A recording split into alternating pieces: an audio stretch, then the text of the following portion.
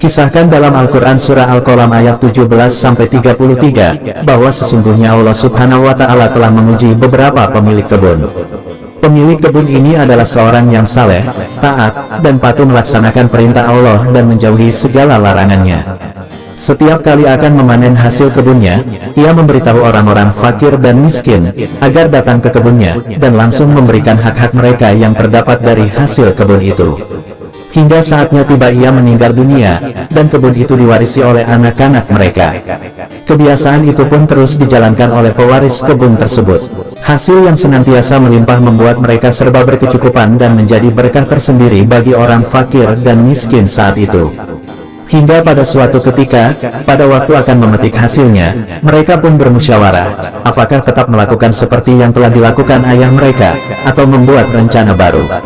Salah seorang di antaranya mengusulkan agar tetap melakukan apa yang biasa dilakukan bapak mereka, yaitu memberitahu orang-orang fakir miskin agar datang pada waktu hari memetik. Akan tetapi, usulan ini ditolak oleh saudara-saudaranya yang lain. Mereka tidak mau memberikan hasil kebun itu sedikitpun kepada fakir miskin sebagaimana yang telah dilakukan bapaknya.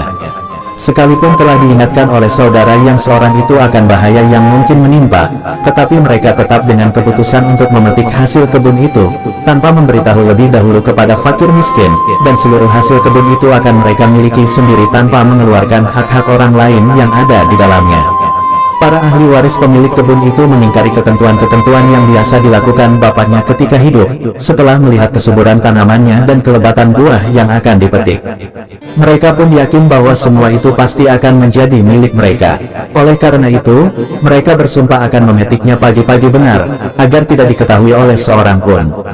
Mereka juga sepakat untuk tidak akan memberikan hasil kebun itu kepada orang lain walaupun sedikit. Setelah bangun pada pagi harinya, mereka saling memanggil dan mengajak untuk pergi ke kebun, guna memetik hasilnya. Setelah berkumpul, mereka pun berangkat dan berjalan dengan sembunyi-sembunyi sambil berbisik-bisik di antara mereka. Jangan biarkan seorang pun di antara orang-orang miskin itu datang ke kebun kita seperti dulu, ketika ayah masih hidup. Hendaknya seluruh panen kebun ini dapat kita manfaatkan untuk keperluan kita sendiri. Mereka pergi ke kebun pagi-pagi sekali dengan maksud agar orang-orang miskin tidak masuk ke kebun mereka, dan mereka sangat yakin akan dapat memetik seluruh hasil kebun itu. Setelah sampai di kebun, mereka pun tercengang karena kebun itu telah musnah dan habis terbakar. Mereka mengira bahwa yang terbakar itu bukan kebun mereka, karena kebun mereka yang dipenuhi tanaman-tanaman yang subur dan buahnya lebat, telah waktunya untuk dipetik. Akhirnya mereka sadar dan yakin bahwa yang terbakar itu memang kebun mereka, dan berkata, kita tidak tersesat ke kebun yang lain, ini memang kepunyaan kita. Karena kita telah berdosa dengan tidak mengikuti apa yang telah digariskan oleh Bapa kita, pada setiap memetik hasil kebun, maka Allah memusnahkan kebun ini.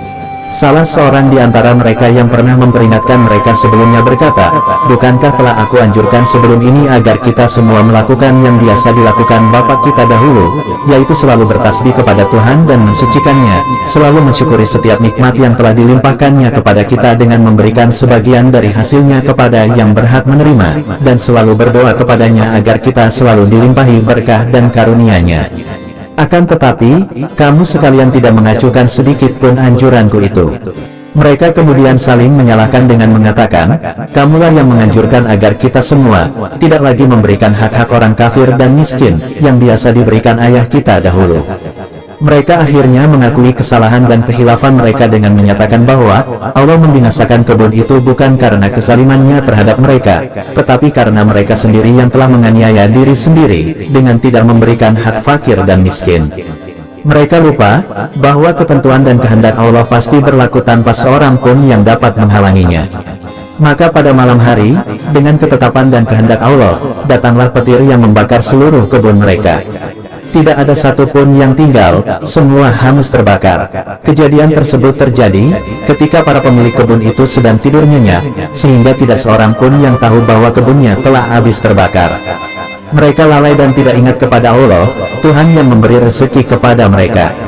Malapetaka yang ditimpakan Allah kepada para pemilik kebun itu, sebagai cobaan bagi mereka.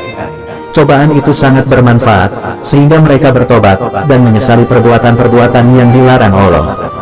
Akhirnya mereka menyesali diri masing-masing dan menyadari bahwa tindakan dan sikap merekalah yang mengundang nasib yang demikian.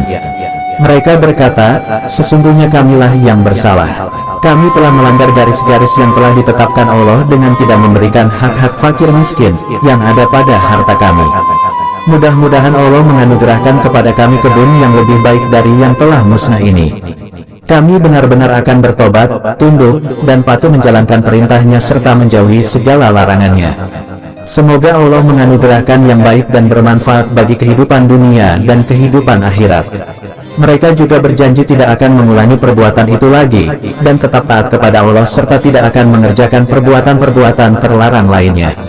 Menurut riwayat dari Mujahid, setelah mereka bertobat, maka Allah menganugerahkan kebun yang lebih baik dari kebun mereka yang musnah dan mengabulkan doa-doa mereka.